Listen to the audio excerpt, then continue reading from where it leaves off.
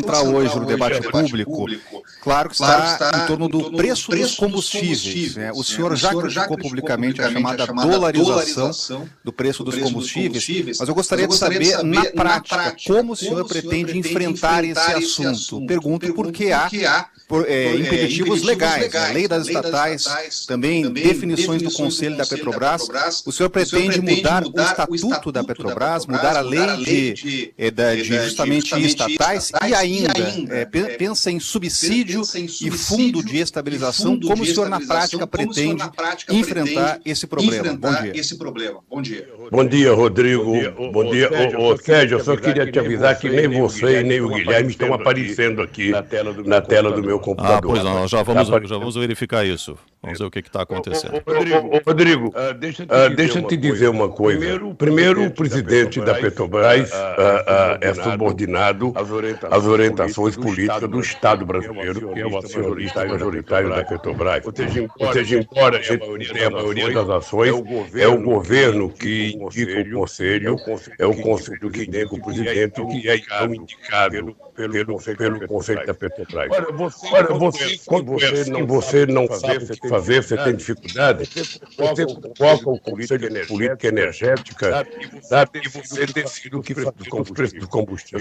Eu só queria te lembrar, Rodrigo, que em 2008 o preço do combustível chegou a 147 dólares o barril e a gasolina era vendida no Brasil a 12,60 e a Petrobras era lucrativa. Ora, o fato de você, sabe, dolarizar o preço do combustível e por conta disso você jogar nas costas do povo brasileiro a responsabilidade de pagar um custo de combustível que não é real, porque não é real o custo do combustível dolarizado, porque nós somos autossuficientes, porque nós temos capacidade de extrair petróleo. O que aconteceu é que pararam de construir as refinarias que estavam sendo construídas e hoje o Brasil não tem capacidade de refinar todo o combustível que ele tem direito. Ora, então o que é preciso fazer? Primeiro é preciso que uma parte do lucro da Petrobras seja revertida em investimento da Petrobras. Segundo, não é correto você ter um lucro de 105 bilhões de reais e você dividir tudo isso em dividendo para os acionistas. Não é possível, não é admissível, sabe, que você não leve em conta a necessidade de fazer reinvestimento. Então o que vai acontecer? Primeiro nós temos que ganhar as eleições. Ganhando as eleições, nós vamos ver como é que está o Congresso Nacional depois do resultado eleitoral. Depois você vai chamar o Conselho da Petrobras, o Conselho Nacional de Política Energética, e nós vamos discutir um plano para que a gente possa recuar nos preços dos combustíveis ao ponto de você, eu tenho dito a palavra, brasileirar os preços do combustível, porque grande parte do custo é irreal, portanto não tem sentido você dolarizar o preço para atender o interesse de quem? O interesse apenas dos acionistas e o interesse de investimento da Petrobras, porque não está acontecendo. Ou seja, a Petrobras ela tem a maior jazida de petróleo descoberta no século XXI e é preciso que a gente transforme isso num passaporte para o futuro. Por que eu queria fazer refinaria? Porque a gente precisaria ser exportador de derivado de petróleo e não importador de derivado de petróleo e exportador de óleo cru. Então nós vamos tratar isso com muito carinho. Agora, primeiro, eu não posso dizer na prática, porque na prática eu preciso ganhar as eleições. Quando eu ganhar as eleições, Rodrigo, aí você vai conversar comigo e eu vou dizer para você, nós agora vamos tomar tais e tais decisões. Mas eu não posso porque eu não sou presidente da República e só posso dizer para você, Rodrigo, você viverá neste país a hora que a gente recuperar.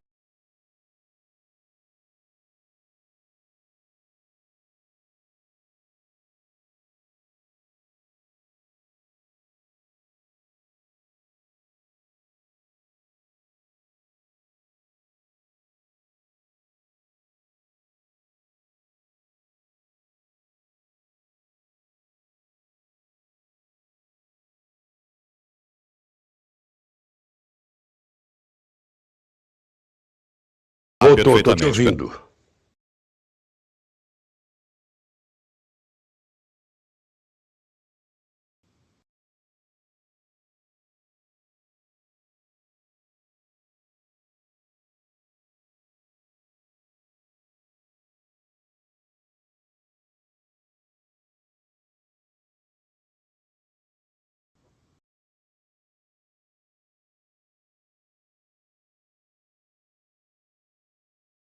internacional complicado e uma desordem econômica no mundo inteiro.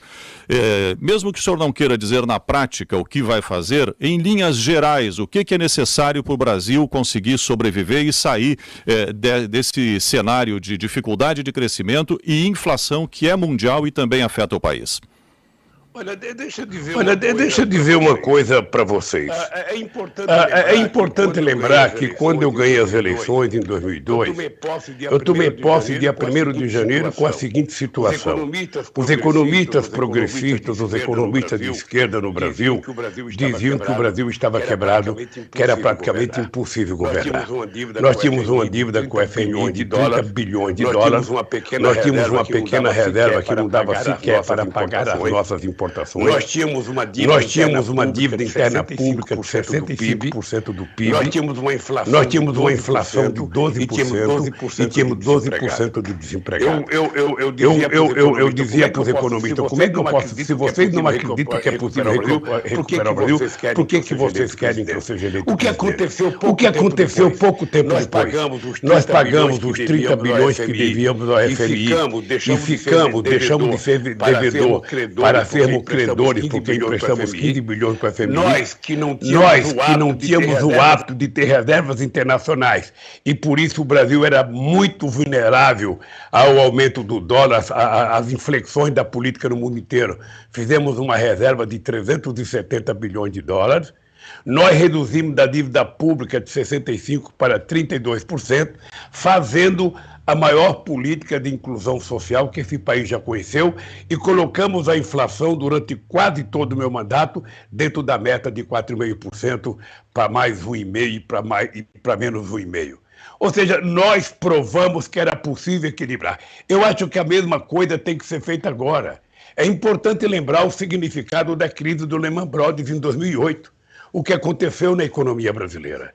E quando eu disse que a crise ia ser a marolinha, é porque nós estávamos lá fazendo uma política econômica anticíclica. Você está lembrado que nós tínhamos lançado o PAC em fevereiro de 2007. Quando a crise chegou, a gente estava com uma decisão de fazer investimento em infraestrutura extraordinária. Ora dinheiro do orçamento, ora dinheiro financiado pelo BNDES, em todos os estados da federação. Se você pegar a história econômica do Rio Grande do Sul, você pode pegar em qualquer centro de estudo no Rio Grande do Sul, você vai perceber que poucas vezes na história o Rio Grande do Sul recebeu a quantidade de investimento que recebeu nos nossos governos. Porque a gente tinha uma política anticíclica de investimento e é por isso que nós vencemos a crise muito rápido e é por isso que nós, entregamos o governo com a economia crescendo 7,5%. Ora, é possível fazer isso agora.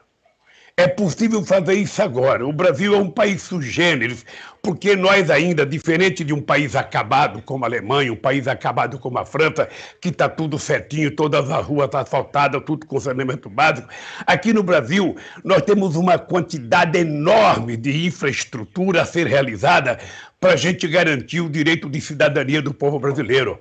Ainda é preciso levar água potável para milhões de brasileiros, é preciso fazer saneamento básico para milhões de brasileiros, é preciso levar luz elétrica ainda para as pessoas, é preciso cuidar da saúde, cuidar da educação, cuidar de tantas coisas que nós poderemos ter um alto programa de investimento em obra de infraestrutura que pode passar pela educação, pela saúde, e você pode fazer com que essa obra de infraestrutura seja o financiamento de um ativo produtivo que aumente o valor do nosso país. O que não dá é para você ficar chorando o leite derramado. Eu estou desempregado. Eu não tenho mais jeito na minha vida. O Brasil está com uma dívida pública. Sabe qual é o melhor jeito de diminuir a dívida pública em relação ao PIB? É aumentar o PIB. Não é cortar mais investimento. Porque no Brasil se costuma dizer que vamos cortar investimento. Quando fala cortar investimento, a gente vê todo dia o que acontece. É na área da ciência e tecnologia, é na área da educação, é na área da saúde, é na área do transporte, é na área da agricultura, sobretudo da pequena e média propriedade brasileira. Então, meu caro, é preciso que a gente comece a reverter e pensar que isso que é dito como gasto hoje se transforme em investimento que possa trazer retorno para a sociedade brasileira. É isso que vai acontecer no Brasil. Eu não quero falar, porque a gente não pode ficar citando coisa, porque primeiro eu tenho que ganhar as eleições, a gente não pode sentar na cadeira antes. Eu quero te dizer uma coisa. Nós vamos fazer, a primeira coisa que eu quero fazer como presidente, se for eleito presidente da República, é convocar uma reunião com 27 governadores para que a gente possa estabelecer de verdade a situação de cada estado, o que o governo federal pode fazer para ajudar os estados e o que os estados podem fazer pelas suas próprias mãos. A partir daí, começar a recuperar a relação entre os entes federados. Um presidente da República tem que conversar com os governadores, tem que conversar com os prefeitos, tem que conversar com os sindicatos, tem que conversar com o Congresso, tem que conversar com os empresários. Um presidente da República não fica trancado na sua biblioteca fazendo live e fazendo fake news. Eu estou dizendo isso todo santo dia. O meu compromisso com o povo brasileiro é provar que é possível esse país voltar a crescer e não dá para jogar culpa em cima da guerra da Ucrânia. Não dá. Esse país estava fazendo uma fábrica de ureia em Três Lagoas, acabaram com ela. Estavam fazendo uma fábrica de amônio em Uberaba, acabaram com ela. Fecharam fábrica que a gente tinha de produzir fertilizante em Sergipe, no Paraná. Esse país não se respeitou e esse país achou que era importante vender tudo que tinha. Agora estão percebendo o quanto é importante fertilizante. E por isso o Brasil, que é um dos maiores produtores de alimentos do mundo, não pode ficar dependente de fertilizante. A gente precisa criar a nossa matriz de produção de fertilizante para que a gente possa dominar o mundo na produção agrícola. Macalossi tem uma pergunta aqui para o senhor. Presidente, bom dia. Aqui Guilherme Macalossi. O senhor falou na entrevista para a Time, uma entrevista que repercutiu bastante aqui no país, que, abre aspas, não se discute a política econômica antes de ganhar as eleições, fecha aspas. O senhor mesmo menciona isso agora, dizendo que vai esperar o Congresso, então, ser eleito para discutir com o Congresso.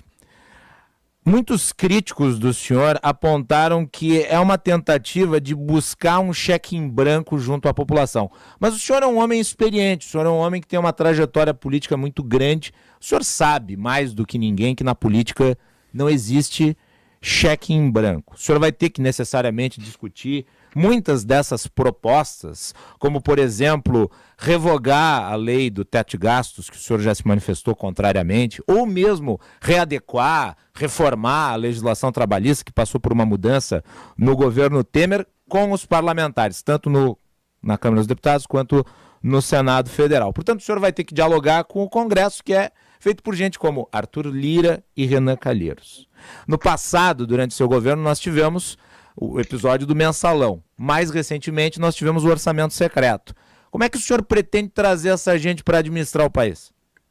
Veja, primeiro eu espero que pessoas como você, que são eleitores, votem pessoas diferentes para poder ser o legislador brasileiro. Eu acho que o Congresso Nacional tem que passar por uma renovação e a gente votar, e eu vou fazer campanha para presidente pedindo voto para deputado e senador.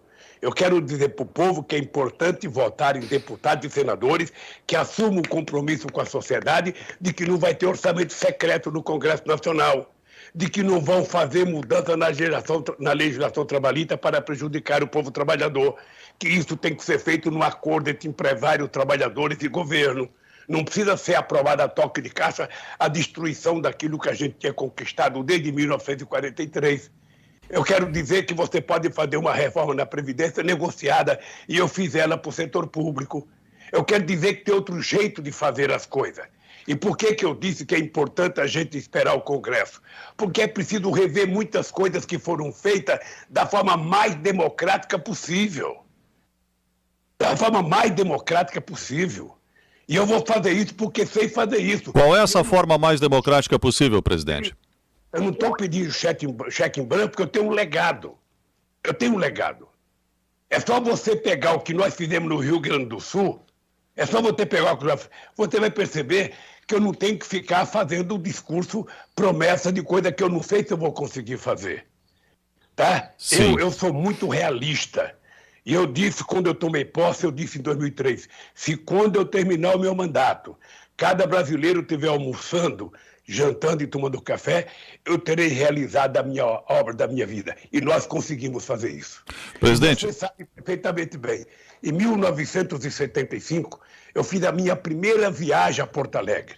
E eu fui viajar para Porto Alegre orientado por um companheiro chamado Walter Barelli do Diese, que eu ia conhecer um estado mais desenvolvido, um estado muito mais culto, um estado diferente do restante dos estados brasileiros. E era verdade. Era verdade. Lá tinha... O Brizola tinha investido em educação antes dos outros governantes de outros estados. Parecia efetivamente, quase que parecia um outro país. O que aconteceu com o Rio Grande do Sul? Retrocedeu economicamente. Hoje nós temos mais de 1.200.000 pessoas vivendo abaixo da linha da pobreza. Hoje nós temos uma seca tremenda e não tem política do governo federal para ajudar a pequena e a média propriedade. 52% das pessoas que produziam leite pararam de produzir leite porque não tinha rentabilidade, porque não tinha condições de sobrevivência. Então, como é que esse Estado pôde retroceder? Eu visitava o Rio Grande do Sul quando o pessoal dizia porque a metade sul do Rio Grande do Sul não tem saída, não tem não sei das quantas. O que aconteceu com a metade sul no nosso governo?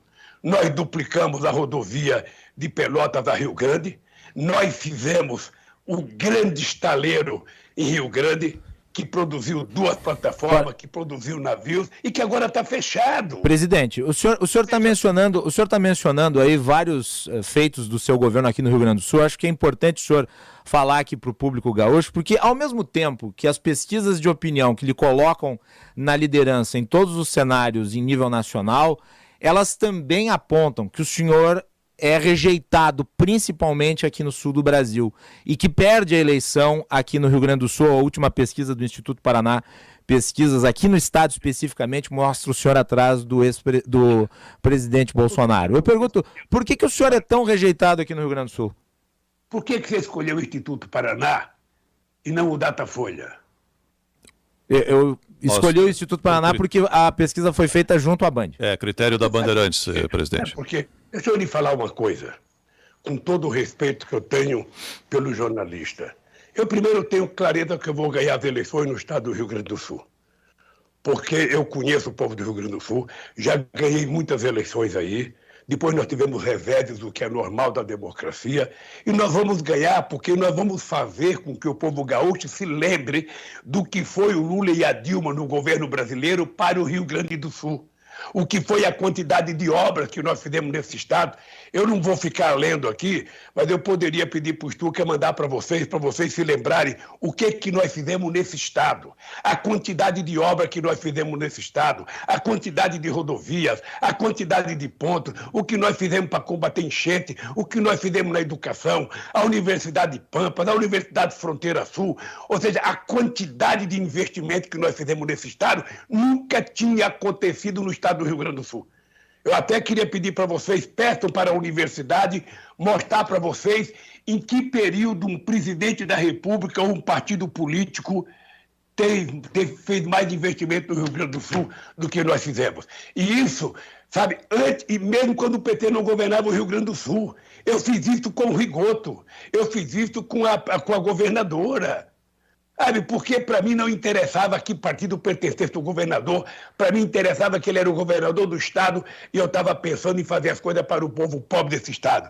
É por isso que nós fizemos 1 milhão, criamos 1 milhão de empregos no Rio Grande do Sul, 212 mil moradias entregues do Minha Casa Minha Vida, 91 mil famílias beneficiadas com luz para todos, 405 mil famílias atendidas pelo Bolsa Família, a criação da Unipampa com campo em 10 cidades, a criação da Universidade Federal Sul, sabe, 536 mil alunos do Pronatec, 246 mil alunos do ProUni e do FIES, 2.197 ônibus escolares entregues pelo nosso governo. Ou seja, eu tenho clareza da revolução que nós fizemos nos estados brasileiros. Eu poderia dizer para vocês com muita humildade, nunca antes na história do Brasil, um presidente da República tratou governadores e prefeitos com o tratamento democrático e republicano que eu tratei. Aí vocês têm testemunho, o Rigoto, tem a governadora, vocês têm o Tarso Genro, o Olívio Dutra, que vocês podem perguntar o que a gente fez nesse estado aí. E fizemos em todos os estados da federação. Presidente, foi o maior investimento de obra pública que nós fizemos na história desse país. Começou em 2007, depois a Dilma continuou com 2007. Eu até brincava com a Dilma, ela deve estar ouvindo o programa agora. A Dilma era chefe da Casa Civil e toda vez que a gente ia discutir obra, ela vinha colocando uma obra do Rio Grande do Sul. Eu falava, pô, Dilma, é tudo para o Rio Grande do Sul, é tudo para o Rio Grande do Sul. Estava brincando com a Dilma e eu tenho clareza do que nós fizemos nesse Estado. Então, veja, nós sabemos o que fazer. Eu tenho claro que se voltar à presidência da República, eu tenho que fazer mais do que eu fiz. E fazer mais do que eu fiz significa trabalhar mais. Significa fazer um trabalho concreto, harmonizado com o Congresso Nacional. É preciso que a gente harmonize as instituições. A Suprema Corte cuida da Constituição, sabe? O governo cuida de governar e o Congresso Nacional cuida de legislar. Se cada um fizer a sua tarefa, está tudo muito bem nesse país. Presidente. A única coisa que eu posso dizer para vocês é que nós vamos voltar a cuidar do povo pobre desse país. Sim, As pessoas vão voltar a comer 3 vezes ao dia. Eu recebi um recado aqui que está difícil comer churrasco no Rio Grande do Sul. O povo vai voltar a comer uma costelinha assada. O povo vai voltar a comer uma picanha, porque não é possível que o Brasil, sendo o maior produtor de proteína animal do mundo, esse povo precisa ficar na fila para pegar um osso ou ficar pegando carcaça, sabe, de frango no lixo. Não é possível. Agora, o caminho, mesmo que o senhor insista... Eu fiz. Sim, mesmo que o senhor insista em dizer que precisa primeiro se eleger para dizer o que vai fazer, o senhor, na hipótese de ser eleito, em 2023, vai pegar um mundo completamente diferente daquele período de 2003 para frente, quando havia o boom das commodities, e agora nós estamos numa desordem econômica e, inclusive, com uma inflação no mundo inteiro. O senhor também tem dito que, para resolver o problema do ajuste fiscal, das contas públicas, soluções para a pandemia, é imprimir dinheiro. E isso foi justamente o que os economistas do mundo inteiro têm apontado, que foi o maior problema nesses 2 anos da pandemia, a impressão de dinheiro, jogar dinheiro no mercado no mundo todo e que gerou essa inflação, que está justamente impedindo muita gente de poder comprar a costelinha que o senhor acabou de citar aí. Como é que o senhor vai resolver esse mundo, o Brasil, completamente diferente daquele de 2003? Olha, eu não estou vendo a fisionomia de vocês. Eu não sei quem fez a pergunta agora, porque não está... É Sérgio. Aqui no computador. Eu não sei se é um problema técnico. Não, é que o senhor precisa ter um retorno aí com a sua assessoria, ele deu um retorno pelo computador para que o senhor nos enxergue também. Aqui nós estamos lhe vendo, está tudo perfeito, presidente. Quem é que fez a pergunta? Sérgio. Ô Sérgio, deixa eu falar uma coisa para você, sabe, com o respeito que é peculiar na nossa relação. Veja, não diga que a gente vivia um boom de commodity, porque boom de commodity nós vivemos hoje. O Brasil nunca exportou tanto como exportou. A $1, durante muito tempo, a R$6. No meu tempo, o dólar era 2,60. Portanto, os empresários ganhavam muito menos. Sabe, não dá para ficar jogando a conta, sabe, no nosso governo por causa do boom do commodity. Boom do commodity tem hoje. O que aconteceu no nosso governo é que nós colocamos o pobre no orçamento da União. É que nós criamos o Bolsa Família quando diziam que não podiam criar. É que nós resolvemos fazer universidade nesse Brasil quando dizia que não podia fazer. E eu proibi no meu governo discutir educação, sabe, como se fosse gasto. Educação era investimento. E é por isso que eu passei para a história até hoje como o presidente que mais fez universidade, que mais fez escola técnica. Não apenas eu, o PT, porque a Dilma também fez muito. Então, o que nós fizemos foi fazer programa Luz para Todos que ninguém queria fazer, porque custou 20 bilhões de reais de investimento para levar energia na casa de 15 milhões de pessoas. Foi atendido quase 4 milhões de famílias, de residências, e isso não será feito por uma empresa privatizada. Nenhuma empresa privatizada vai ter dó que o pobre está, sabe, cozinhando com fogão de lenha ou que está trabalhando à luz de candeeiro, não.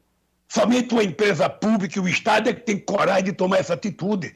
E nós fizemos. Investimos 20 bilhões de reais para levar energia na casa de pessoas que viviam no século XVIII. Presidente. Nós fizemos coisas que não podiam fazer. Ah, você não pode criar o Ministério da Pesca, você não pode criar o Ministério da Igualdade Racial, você não pode criticar o Ministério e vai abandonando o Ministério e criando agência reguladora para dar o poder do Estado aos empresários. Ou seja, quando é que nós vamos ser uma nação independente de verdade e soberana? Quando é que a gente vai tomar conta do nosso nariz? Quando é que a gente vai poder garantir ao povo trabalhador desse país o direito de viver dignamente com o seu salário? Por que no meu governo o salário mínimo pode aumentar todo ano e hoje o salário mínimo não pode aumentar? Por que a cesta básica no meu governo, com o salário mínimo, você podia comprar 3 cestas básicas e agora mal e porcamente dá para comprar uma? A novidade não é o crescimento por causa do boom. A novidade é que nós colocamos o pobre no orçamento. E quando o pobre entrou no orçamento, ele começou a consumir, mesmo que pouquinho. Ele consumindo, o comércio vendia, gerava emprego, o comércio vendendo, encomendava da indústria, que gerava mais um emprego, que gerava mais um salário.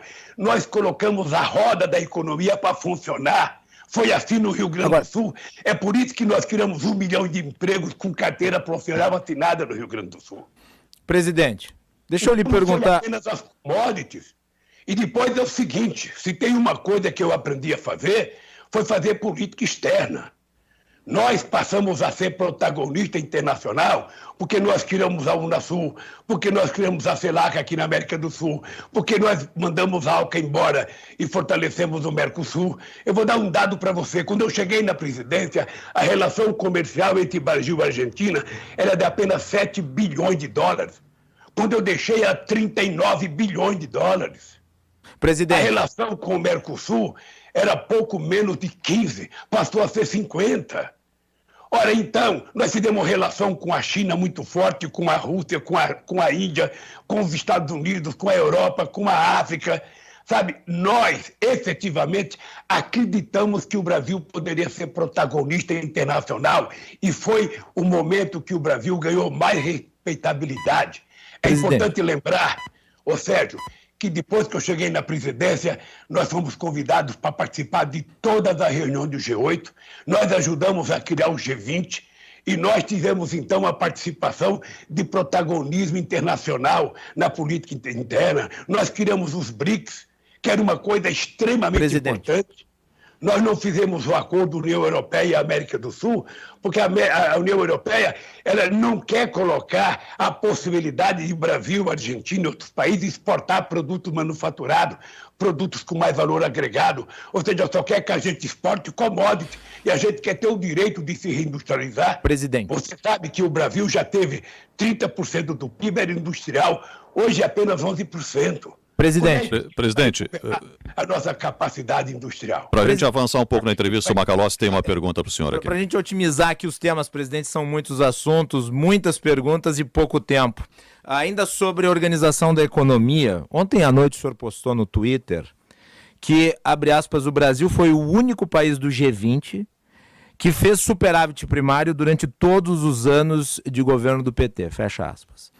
Só que entre 2014 e 2016, que foram os últimos 3 anos do PT no poder, o Brasil acumulou um déficit de quase 300 bilhões de reais.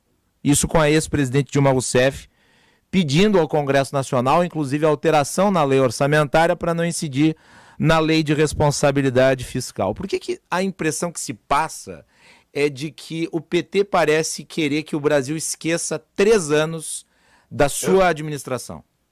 Da administração do PT. Eu não quero que o Brasil esqueça. Quem disse que eu quero que o Brasil esqueça? Eu quero que o Brasil lembre de que a Dilma foi vítima de um golpe, de uma armação, porque é importante que você lembrou o período que Eduardo Cunha virou presidente da Câmara. Ele era presidente da Câmara em 2014? Fazendo comparação do papel do Temer, presidente da Câmara, no Fernando Henrique Cardoso, em 99, quando o Brasil tinha quebrado 2 vezes, e o Temer entrou e passou a votar as coisas que o presidente da República, Fernando Henrique Cardoso, queria e ajudou a recuperar um pouco a economia. A Dilma, quando ela tentou fazer mudanças, inclusive na política de desordenação, ela mandava uma medida para desonerar um celular. Eduardo Cunha colocava, não apenas a telefônica, colocava 50 coisas a mais. Por isso é que nós chamava ele de homem-bomba. Ou seja, na verdade, nós tivemos um presidente da Câmara que trabalhava com o intuito de prejudicar o governo e não deixar. E aí, quando o MDB inventou a ponte para o futuro, nós estamos vendo qual é o futuro que nós fomos metidos. E aí era tudo para evitar que a Dilma governasse, era tudo para evitar que desse certo o governo. Mas o senhor tem mantido conversas com o MDB, inclusive com lideranças como Renan Calheiros e Eunice Oliveira, que participaram disso. Olha, vocês precisam aprender a ter respeito pela presidenta Dilma, porque pouca vez na história desse país a gente teve uma mulher da qualidade dela. Sabe, a Dilma chegou em 14 de dezembro de 2000, ou melhor, em 1º de dezembro de 2014, com 4,3% de desemprego. O menor desemprego da história do Brasil era padrão Finlândia, padrão Noruega, padrão Suécia. Tá? E ela tinha feito desoneração exatamente para não deixar de fazer políticas públicas e não deixar de garantir o crescimento do emprego. Quando ela tentou fazer a reversão, o Congresso Nacional não apontou. Ora, obviamente que eu não faço política parado no tempo e no espaço. Eu faço política vivendo o momento que eu estou vivendo. Eu agora estou conversando com muita gente que participou do golpe com a Dilma. Porque se eu não conversar, não faz política. Se eu não conversar, você não avança na relação política com o Congresso Nacional, você com os partidos políticos. E eu estou fazendo uma campanha que não é do PT. É uma campanha que é do PT, que é do PCdoB, que é do PSOL, que é do PSB, que é do Solidariedade, que é da Rede.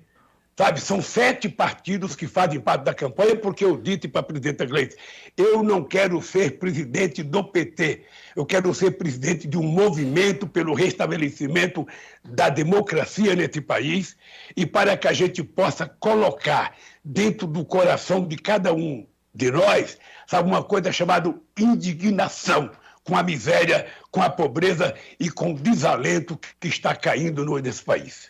Presidente... Então, veja, eu aprendi com o doutor Ulisses Guimarães, na campanha de 89, ele dizia, ô Lula, economia a gente não fala muito antes de chegar ao governo. Se a gente falar, a gente nem ganha e nem faz.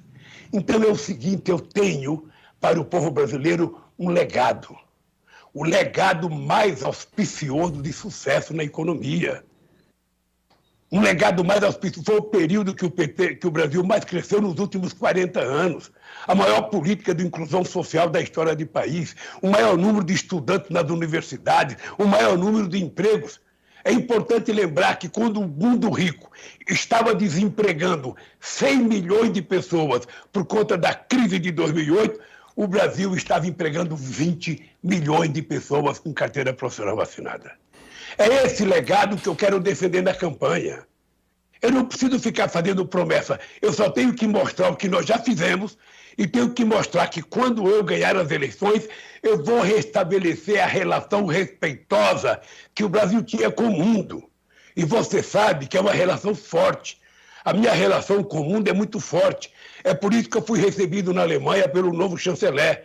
É por isso que eu fui recebido pelo Macron. É por isso que eu fui recebido pelo López Obrador. É por isso que eu fui recebido pela Aníbal Fernando. Enquanto o nosso presidente não é recebido por ninguém, porque ninguém quer conversar com ele. Só o pessoal de extrema-direita, os fascistas que estão pelo mundo. Ex-presidente Lula, nós temos muitos problemas no Brasil e isso entra governo, sai governo, inclusive nos governos do PT não houve solução para problemas graves como favelas, criminalidade, problemas muito sérios que o país enfrenta, independente de quem esteja no país, no governo. E ultimamente a gente tem presenciado fatos muito tristes, muito lamentáveis que ocorrem no Brasil, infelizmente. E eu gostaria de saber a sua opinião, como o senhor viu a ação da polícia na operação da Vila Cruzeiro, no Rio de Janeiro, que enfrentou bandidos fortemente armados, inclusive com fuzis e granadas. Qual é a sua opinião sobre esse fato? Olha, antes de falar da Vila Cruzeiro, deixa eu lhe falar uma coisa. Pelo amor de Deus. Pois não. Nós não fizemos tudo que era possível fazer, mas nós fizemos o maior programa habitacional que esse país já conheceu. Foram 4 milhões de casas contratadas, inclusive casas para as pessoas que não podiam pagar, a gente subsidiava as casas. Foi feito o maior programa habitacional da história desse país. E com a construção e com o anúncio do PAC, a gente acordava com as empresas que todos os trabalhadores a serem contratados deveriam ser do local que a obra estava sendo realizada. Eu não sei se você viu uma entrevista antiga na revista Isto É, um líder de uma quadrilha no Rio de Janeiro, um tal de Ney, ele disse que quem mais acabou com a quadrilha dele foi o PAC, porque o PAC tirou muitos bandidos que estavam com ele para ir trabalhar. É por isso que eu digo que o problema do Brasil é a ausência do Estado. A gente pensa que a polícia resolve o problema. A polícia, quando ela já vai para atirar, ela não vai para resolver. O problema deveria ser resolvido antes. Se não tivesse a ausência do Estado na educação, na saúde, na cultura, no lazer, no saneamento básico, nas áreas de recreação, se o Estado estivesse presente nessas áreas, a polícia seria apenas mais um componente para manter a tranquilidade. Acontece que as pessoas ficam ilhadas, ficam separadas, ficam abandonadas e o Estado só aparece quando é para matar alguém, sabe? Através da polícia. Eu te confesso que não dá para a gente dizer que é instituição. A gente tem que dizer que alguns policiais recebem orientação dos seus comandantes de forma equivocada. Porque em nome de matar bandido se mata inocente. Você viu o que foi feito com o rapaz do Genivaldo em Sergipe? Ou seja, aquilo é comportamento da polícia. 3 homens para enfrentar uma pessoa com problema de distúrbios mentais, fazer aquela violência. É falta de formação, é falta de atuação, é falta de inteligência, é falta de preparação. Então, o que eu acho é o seguinte, a violência policial, ela só é justificada pela ausência do Estado. Se o Estado chegasse antes com política social, com emprego, com educação, com saúde, com saneamento, com cultura, com área de lazer, com asfalto, com iluminação, certamente a polícia seria mais um ingrediente de política social e não a única solução como se tenta estabelecer. Eu acho abominável esse genocídio que acontece, sabe, no Brasil. Acho abominável. Nesse dia morreu mais gente pela polícia do Rio de Janeiro do que na guerra da Ucrânia. Agora, a polícia no Morro ou na Vila Cruzeiro, no Rio de Janeiro, é o Estado chegando lá também, só que de outra forma, né? Como é que o senhor viu essa ação especificamente lá? O Estado já chega para praticar, sabe, a violência. O Estado não chegou para recuperar aquele povo. O Estado deveria ter chegado antes, com as coisas que eu te falei, com educação, com saúde, com cultura, com lazer, com recreação, com saneamento básico, ou seja, com qualidade de vida e com oportunidade de emprego para as pessoas, aí seria menos necessária a polícia. A polícia só entra abruptamente porque não existe a figura do Estado Social. E é esse Estado Social que nós vamos fortalecer. Presidente, o senhor falou aqui antes que dialogava com vários líderes políticos e inclusive mencionou aqueles que participaram do que o senhor chama de golpe contra Dilma Rousseff. Um dos apoiadores do impeachment de Dilma Rousseff foi o seu vice, Geraldo Alckmin. Como é que está a discussão dele em relação àquele momento histórico? Não fale isso, que não é verdade. Geraldo Alckmin era contra o impeachment de Dilma? O Geraldo Alckmin não só era contra, como ele pediu um parecer de um advogado que deu um parecer contra o impeachment. Não, por favor, sabe, não fale isso, porque o Alckmin é um homem, sabe, de bem e é um companheiro que vai me ajudar de forma extraordinária a consertar esse país. Aliás, ele vai estar comigo em Porto Alegre amanhã. Seria importante se você pudesse ir lá, até para você conhecê-lo pessoalmente. Sabe, ele é uma pessoa altamente qualificada e que eu tenho certeza que vai me ajudar muito, muito, muito a recuperar esse país para o povo brasileiro voltar a ser feliz, a ser alegre, para que o povo gaúcho volte a cantar, para que o povo gaúcho volte a falar, volte a festejar, volte a sorrir, volte a ter emprego. Você não sabe a tristeza que eu tive quando eu fui a Rio Grande e vi aquele estaleiro sendo fechado, vendo milhares de metalúrgicos desempregados sem nenhuma expectativa de vida. O Brasil, que poderia ser competitivo com a China, com a Coreia, com Singapura na indústria naval. Nós saímos de 3 mil trabalhadores para 86 mil trabalhadores. Ou seja, agora destruíram. Nós estamos com 20 e poucos mil trabalhadores e a tendência é acabar. Então eu quero com o Alckmin reconstruir esse país, voltar a investir em educação, voltar a valorizar a educação, porque não existe país do mundo que dê um salto de qualidade se não houver educação. Presidente, não houve um erro estratégico na constituição, na formação, no conceito do estaleiro de Rio Grande, ao ter apenas um cliente, que era a Petrobras, e aí com tudo que a Petrobras viveu nos últimos anos, corte de investimento e tal, acabou prejudicando justamente o estaleiro, que hoje, como o senhor disse, está muito abaixo daquilo que se esperava? Não foi falta de dinheiro na Petrobras, foi falta de decência na direção da Petrobras. Porque só a Petrobras, na minha cabeça, o Brasil deveria ser uma indústria naval para atender aos interesses da América Latina. Porque o Brasil é o maior país, porque o Brasil tem indústria mais forte, porque o Brasil tem mais população, porque o Brasil tem mais costa marítima. Então, a minha ideia era que a indústria naval brasileira pudesse ser uma indústria naval compartilhada com outros países. Lamentavelmente, na medida que a Petrobras deixa de fazer investimento, obviamente, sabe que deixa de haver os pedidos.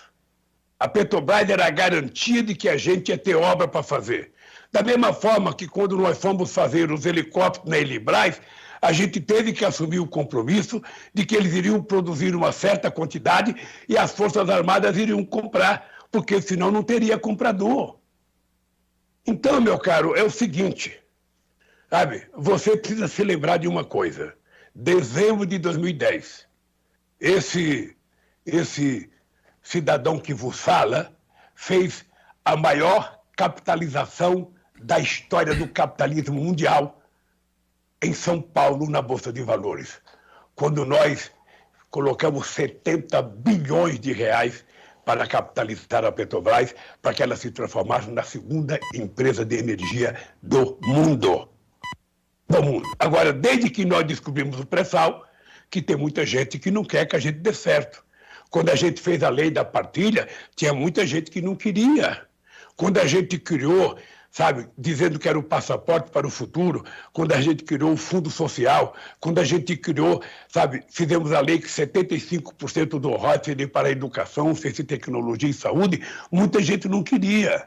Infernizaram a vida até fazer o impeachment da Dilma para poder destruir a Petrobras, para poder destruir a BR. Vocês estão vendo o discurso de que não, vamos vender a BR porque vai ter mais empresa, vai ter mais competitividade, vai ter mais barato. Agora nós temos quase 400 empresas importando gasolina dos Estados Unidos. Presidente, uma pergunta. O preço que estamos pagando. Nós vamos melhorar isso. Presidente, recentemente... Deus, que depois que eu ganhar as eleições, vocês me convidem para um debate ao vivo que eu vou aí em Porto Alegre. E depois nós vamos assumir compromissos econômicos para vocês me cobrarem no final do meu mandato. Presidente... Porque eu tenho 4 anos para fazer mais do que eu fiz em 8. Sim. Então se prepare que eu vou trabalhar muito mais. Se prepare que vocês vão ver um vulcão, sabe, governando esse país em erupção, para fazer esse país dar certo. Nós não temos tempo a perder. Não vou ficar procurando briguinha com fulano de tal, não vou ficar vasculhando a vida de ninguém. Eu quero abraçar esse povo e dizer, vamos para frente, porque o Brasil efetivamente merece voltar a ser feliz. Presidente, uma questão que eu acho que é importante, o senhor fala bastante sobre a economia, o senhor, digamos, centraliza a agenda econômica, apesar de não ser específico em relação ao que pretende fazer. A Gleisi Hoffmann, deputada que é uma liderança importante dentro do PT, recentemente disse que o PT mantinha conversas, inclusive com o Pércio Arida e outros nomes ligados ao Plano Real. Eles depois disseram que não tinham falado com lideranças do PT, basicamente desmentiram Gleisi Hoffmann. Eu lhe pergunto, quem hoje é, digamos, o pensador econômico que dará composição ao seu plano de governo? Quem é o interlocutor econômico do PT hoje? Quem é a referência do partido na construção de propostas? Tem alguém com quem o mercado eventualmente possa dialogar? Eu falo mercado aqui, não apenas os agentes da Bolsa de Valores, eu me refiro a toda a cidadania que participa do mercado. Mas o mercado precisa conversar com o candidato a presidente. E a hora que eu tiver interesse, eu vou conversar com o mercado. Sabe, eu não vou ficar indicando um economista, eu tenho 90 economistas participando do grupo de trabalho. Tem gente do mercado. Eu não vou queimar um ou outro economista. Veja, o Persarida foi indicado pelo companheiro Alckmin para conversar com a Fundação Perseu Abramo sobre o programa de governo. E ele foi conversar. E eu acho que é razoável que se converse. É razoável que se converse. Nós não somos donos da verdade. E nós queremos conversar com todo mundo. O programa de governo não pode ser do PT. O programa de governo tem que ser desses 7 partidos que estão conosco e mais da sociedade. Eu estou pensando, inclusive, presta atenção numa coisa que eu vou dizer para vocês, que eu não sei se eu vou conseguir colocar em prática. Eu estou tentando encontrar um jeito de fazer um orçamento participativo para acabar com o orçamento secreto. Eu estou querendo ver como é que eu vou criar mecanismo para que o povo brasileiro possa, quem sabe agora, através da internet, participar da execução do orçamento. Quando a gente chegar no Congresso Nacional com a proposta do orçamento, não será mais o orçamento do Ministério da Fazenda ou do Planejamento. Será o Ministério, terá um projeto de orçamento com a participação da sociedade, para que os gaúchos participem como participaram quando nós governávamos o Estado e a cidade. O povo dizer o que quer, como quer e para que quer. Qual é a obra prioritária? Em que estado ela deve ser feita? Sabe, nós vamos ter que evoluir, porque não dá para o presidente ficar refém do Congresso Nacional como está o Bolsonaro. Hoje, o Lira controla uma parte do orçamento, o Ciro Nogueira controla outro. E o que é que faz o presidente? Fake news, fake news, fake news. Contando 7 ou 8 mentiras por dia. Ex-presidente Lula. Trabalhar. Então essas coisas vão ser muito transparentes, sabe? E eu acho que nós vamos tratar disso com muito carinho. Por isso, é o seguinte, eu lembro em 85, quando o Fernando Henrique Cardoso sentou na cadeira do Jânio Quadros e perdeu as eleições. Eu não quero sentar na cadeira de ninguém. Eu quero primeiro tratar de ganhar as eleições. Quero viajar muito o Brasil. Quero conversar muito com o povo. Depois, se ganhar, nós vamos começar a dizer o que vai acontecer nesse país. Porque tem 2 coisas que eu acredito. Primeiro, um governo tem que ter muita credibilidade quando ele abrir a boca. As pessoas têm que acreditar naquilo que ele falou e tem que ter muita previsibilidade. E essa... Será pego de calça curta no meu governo. Os empresários sabem disso. Os banqueiros sabem disso. O agronegócio sabe disso. Todo mundo sabe disso. O pequeno produtor sabe disso. O pequeno e médio comerciante sabe disso. Olha, quem é que criou a lei? A lei para fortalecer a lei geral da pequena e média empresa no Brasil. Quem criou o Simples no Brasil? Quem é que legalizou mais de 6 milhões de pequenas empresas nesse país? Olha, então, essas coisas vão ser ditas com todos. Eu queria que vocês até perguntassem, vocês devem ter amigos aí, perguntar para o agronegócio o que o Bolsonaro fez para o agronegócio. O que o Bolsonaro está ajudando o povo do Rio Grande do Sul que está por conta da seca. O que ele está fazendo? E eu vou dizer uma coisa para vocês. A última grande medida feita pelo agronegócio foi a medida provisória 352 de 2008, quando eu discuti a securitização de uma dívida de 89 bilhões de reais. Esses tratores modernos que você vê na propaganda do agro, esses tratores eram vendidos no meu governo a 2% de juros ao ano. Hoje eles pagam 14% ou até 18%. Então o que o Bolsonaro fez? Prometeu arma. Arma para quê? Para matar quem? Para atirar em quem? Então, meu caro, é o seguinte, esse país vai voltar a ser civilizado. Ex-presidente Lula, né? Vai ocupar o lugar do ódio. Sim, a verdade vai ocupar o lugar da mentira. E a democracia vai ocupar o lugar do fascismo. É esse país que nós vamos recuperar e é nesse país que eu acredito, sabe, que a gente vai voltar a ser protagonista internacional. Nessa agenda que o senhor cita para chegar às eleições e tentar ser eleito presidente, inclui Porto Alegre amanhã, a sua vinda aqui para Porto Alegre amanhã para um ato político no Pepsi On Stage, que é um complexo cultural ao lado do aeroporto Salgado Filho, e também uma série de reuniões. Com quem o senhor vai se reunir amanhã e o que o senhor traz para essas pessoas, seus interlocutores aqui? Olha, primeiro, obrigado pela pergunta, querido. Eu vou ter uma agenda. Primeiro eu vou encontrar com o nosso companheiro Paulo Pimenta, presidente do partido, o Edgar Preto, o nosso pré-candidato. Vou encontrar com o meu companheiro Olívio Dutra, que ficou viúvo há 10 dias atrás, porque morreu sua companheira Judite. Vou encontrar com o Tarso Genro. Vou encontrar com a bancada do PT estadual, com o senador Paim, com os deputados estaduais, com os deputados de outros partidos políticos, com os pré-candidatos. Depois eu vou fazer uma reunião sobre cooperativa, vou fazer uma reunião sobre educação e vou fazer um ato público num ginásio sobre soberania. Algumas reuniões serão no hotel e o ato público final será num ginásio, ou seja, para tentar discutir a questão da soberania nacional. Esse país é por demais grande, é por demais importante. A América do Sul depende do comportamento do Brasil, então o Brasil precisa ser um país soberano. O Brasil tem que manter boas relações com os Estados Unidos, boas relações com a China, mas não ser subordinado. Nós temos que discutir a questão climática aí amanhã. Eu quero discutir esse assunto porque hoje você não discutirá novos investimentos e nova política de desenvolvimento se você não colocar a questão climática na hora do dia, a qualidade de vida, a qualidade da água, a qualidade do ar, o respeito à fauna, à floresta. Ou seja, e aí entra a questão da Amazônia, que nós somos soberanos, donos da Amazônia, mas nós precisamos compartilhar as pesquisas na Amazônia para que a gente possa fazer da riqueza da biodiversidade da Amazônia uma forma de gerar emprego para que milhões de brasileiros e milhões de seres humanos possam viver melhor. Então eu quero dizer para vocês que é uma alegria imensa, depois de algum tempo, voltar à minha querida cidade de Porto Alegre. Ex-presidente Luiz Inácio Lula da Silva, pré-candidato do PT à presidência da República nas eleições 2022. Muito obrigado pela sua entrevista. Aqui é o Jornal Gente da Rádio Bandeirantes Porto Alegre. Eu, Guilherme Macalossi, agradecemos o seu tempo, a sua disponibilidade em responder as nossas perguntas, que certamente são perguntas da população também. Um bom dia, um bom trabalho ao senhor. Obrigado, Sérgio, e até a próxima oportunidade, se Deus quiser. E até amanhã.